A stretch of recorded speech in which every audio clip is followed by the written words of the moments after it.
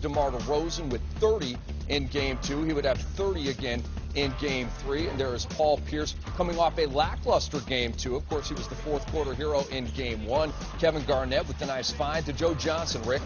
Nice interior passing. When you can get those in the paint, points in the paint, that's good for Brooklyn.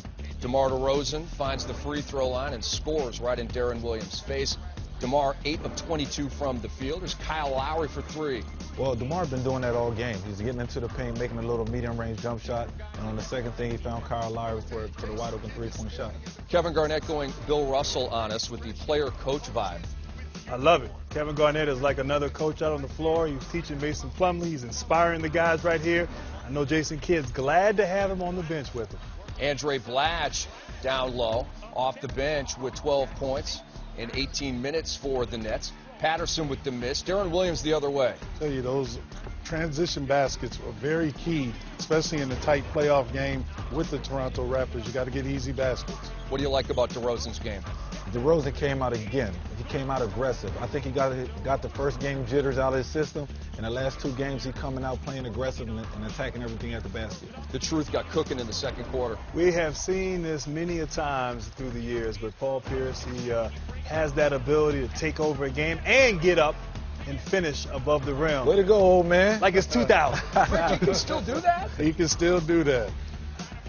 Terrence Ross has had a tough series, loses it here. Watch KG get down on the floor.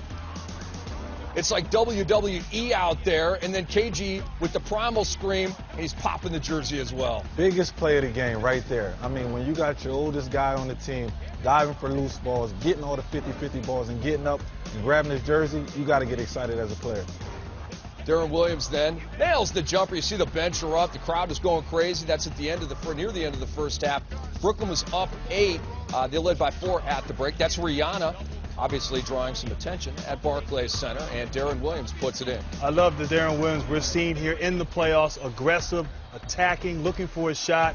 He looks like he's playing the best basketball of the season here in the postseason. DeRozan with the soft lay-in made it a 5-point game. Mason Plumlee to Darren Williams to Joe Cool. How about that play by Darren? Gets in the paint, could have made an easy layup, knows where Joe Johnson is on the floor, and knocks down the three-point shot. Paul Pierce, I heard a tweet, get him to the line, Rick. Isolation, no one's better than the truth, taking it to the basket, but he can also hit that jumper outside. And NBA Commissioner Adam Silver in the house, loving it. Sitting right beside Turner Sports President David Levy. Checking out a ball game on a Friday night in Brooklyn. Sounds like a great idea. Joe Johnson, the floater. Nets up 13. And then D. Will to Joe Johnson. Nets up 15, their largest lead. There you go again. D. Will could have easily took that three-point shot. He had it going, but finds a great player in Joe Johnson. He knocks it down. And that and one by Kyle Lowry, captain 8-0 Raptors run. They're right back in it, down 7. Now, DeMar DeRozan at the line.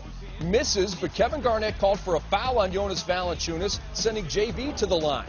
This is a big call. I'm not entirely sure I would have called this here at the end of the game, but certainly it gave some momentum to Toronto as they tried to get closer to the game. Valanciunas hit 1 out of 2. Darren Williams drives. Gravis Vasquez disagreed, got called for a technical foul. D. Will made the tech free throw, split the others. Brooklyn up 6. Now under a minute to go, 40.7 to be exact. And Darren Williams going to the line. Rick, off with the first. How about that second one? Second one, it looked like he was just pulling that string just a little bit, took a little bit off. But like Rip says, you keep shooting them and make sure nobody's around. Make sure you make them. Okay, so now it's a 4-point game. And watch what DeMar DeRozan does. He drives, he hangs, he hits, plus the foul. He would make the free throw. We have a 1-point game. Big-time play by DeRozan. I mean, he put his head down, went to the basket, got contact, knocked it down, and knocked down the free throw.